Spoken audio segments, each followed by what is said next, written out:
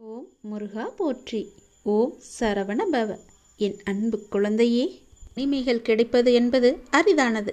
அப்படி தனிமைகள் உனக்கு கிடைத்தால் உங்களை நீங்களே தெரிந்து கொள்ளுங்கள். தவறுகள் நடப்பது அரிதானதுதான்.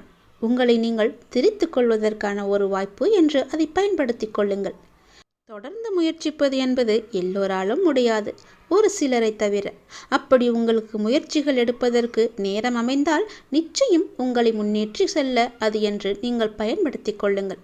எதிரிகள் கிடைப்பது உங்களை நீங்களே வளர்த்து கொள்ள என்பதற்கு தெரிந்து கொள்ளுங்கள். சூழ்ந்துள்ள துயரங்களையும் சூழ்ச்சிகளையும் எதிர்த்து அதை தகர்க்க செயல்பட்டால் அதற்கு பெயர்தான் உனக்கு உண்டான தைரியம்.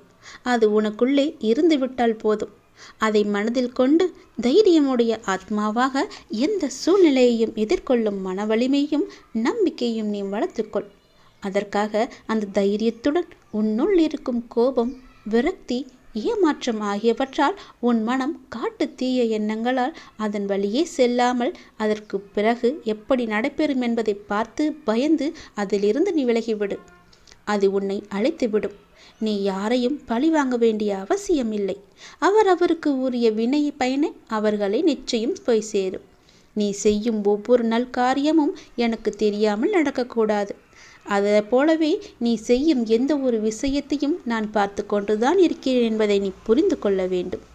நீ செய்யும் ஒவ்வொரு காரியமும் எனக்கு தெரியாமல் நடந்தால் அதற்கு பிறகு உண்டான விளைவுகளை நீதான் சந்திக்க நேரிடும்.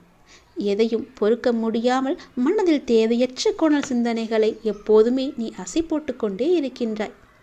உன்னால் உன் லட்சியத்தை பற்றியும் உன் வளர்ச்சியை பற்றியும் நிச்சயம் சிந்திக்க முடியும். கவலைப்பட்டது போதும். இனி உன் வாழ்வில் பல அற்புதங்கள் நிகழ்வதற்கான காலகட்டத்தை நீ நெருங்கிவிட்டாய். அதுவரை சற்று பொறுமையாக இரு. எல்லாமே நல்லதாகவே நடக்கும்.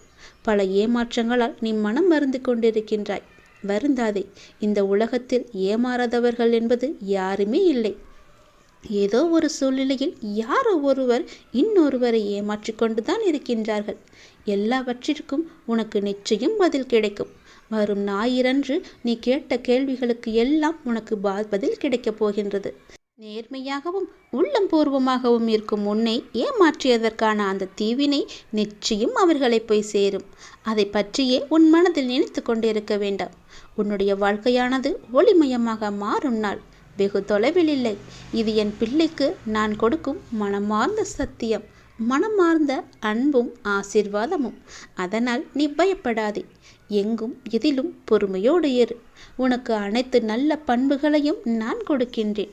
உன்னுடைய கர்ம பலனை கழித்து வருவதால் உனக்கு எல்லாமே இப்போது தாமதமாகி கொண்டிருக்கிறது. நம்பிக்கையை மட்டும் கைவிட்டு விடாதே. என்னை நம்பு. யார் கைவிட்டாலும் நான் உன்னை கைவிட மாட்டேன். உன் அப்பா மீது உனக்கு நம்பிக்கை இருக்கிறது என்றால் நிச்சயம் உன்னுடைய வாழ்வில் பல நல்லதுகள் நடந்து கொண்டே இருக்கும். நீ எழுதி வைத்துக்கொள். இன்றே நீ எழுதி வைத்துக்கொள். வரும் ஞாயிறன்று உனக்கான பதில் நிச்சயம் கிடைக்கும். உன் கோரிக்கை நிறைவேற்றுவதற்கான முதல் படி இது.